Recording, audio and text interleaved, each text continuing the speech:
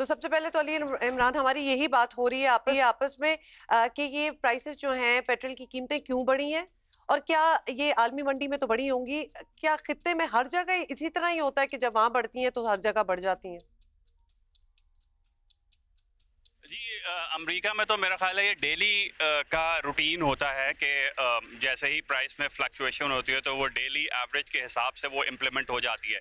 लेकिन पाकिस्तान में जो बड़ा फैक्टर है वो जो पीडीएल लगी है और उसको 100 रुपए तक लेके जाना है, उसका फैक्टर है। और इस वक्त भी हुमा 70 रुपया पर लीटर प्लस पीडीएल नाफिज है पाकिस्तान में। यानी अगर 272 रुपए रेट है जो कि आज हो गया है, तो उसमें 70 रुपए जो है वो पीडीएल की मद में है। अब इससे अंदाजा लगा ले कि एक्चुअल जो कीमत है वो 200 रुपये के करीब है, जिसमें सेल्स टैक्स और दीगर चीजें शामिल है।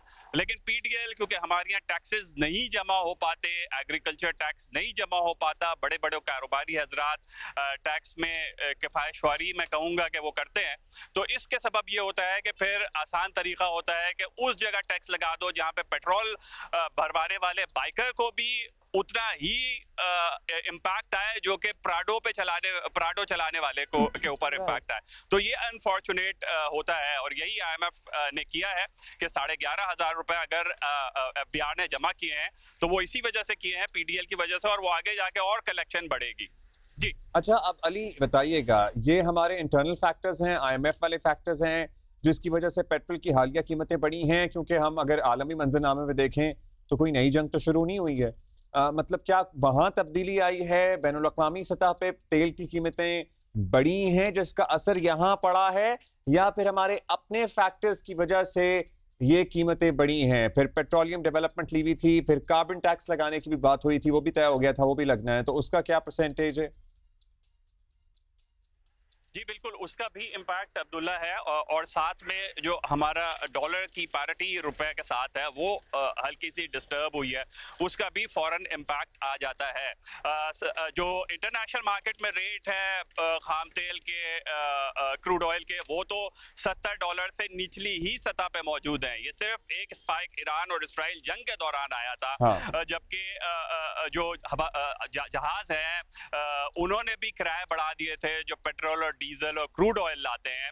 और उसके अलावा जो रिफाइंड प्रोडक्ट इंटरनेशनल मार्केट में अब्दुल्ला, सिर्फ खाम तेल नहीं आता बल्कि हमारे यहाँ रिफाइंड प्रोडक्ट्स भी आ रही होती हैं। यानी ये कि पेट्रोल और डीजल हम लोग हम यही समझना चाह रहे हैं कि कोई वहां पे कोई तब्दीली आई है जिसका असर हमारे यहाँ पड़ा है, या फिर हमारे इंटरनल फैक्टर्स की वजह से? और माना कि आप कह रहे हैं कि उधर भी दिल्ली के हिसाब से अगर अमेरिका की बात करें तो कीमतें जो है वो चेंज होती रहती है, उधर भी क्या फैक्टर्स होते हैं? वही वाली बात होगी कि अभी कोई नई जंग भी नहीं हुई, मतलब व्हाट इज ड्राइविंग दिस? ये मेन तो हुमा और अब्दुल्ला यही है कि ये जो पीडीएल बड़ा है और आगे 100 रुपया उसका टारगेट है, यानी पर लीटर, भले से वो बाइक वाला हो या बड़ी गाड़ी चलाने वाला हो, वो 100 रुपया दे रहा होगा।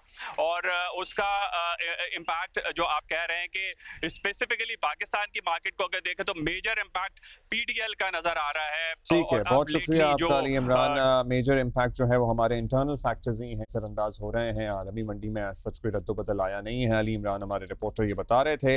अब ये 70 रुपए पीडीएल हो गया है, 100 रुपए तक जाना है तो आवाम के लिए पहले भी मुश्किल है, आवाम के लिए सर्टनली मुश्किल और बढ़ेगी। और एक्चुअली वो पिछली बारी से कभी जब रिलीफ भी होता है वो ट्रिकल डाउन उस तरह होता नहीं है, तो ज्यादा इम्पैक्ट हमेशा जब प्राइसेस बढ़ती हैं तो ऑब्वियसली बहुत ज्यादा उसका इम्पैक्ट होता है, बहुत ज्यादा इफेक्ट होता है। और जब कम होती हैं तो जिसने कम कीमतें कर दी कुछ, तो वो बड़ी अच्छी बात होगी, और जब नहीं हुई तो नहीं हुई।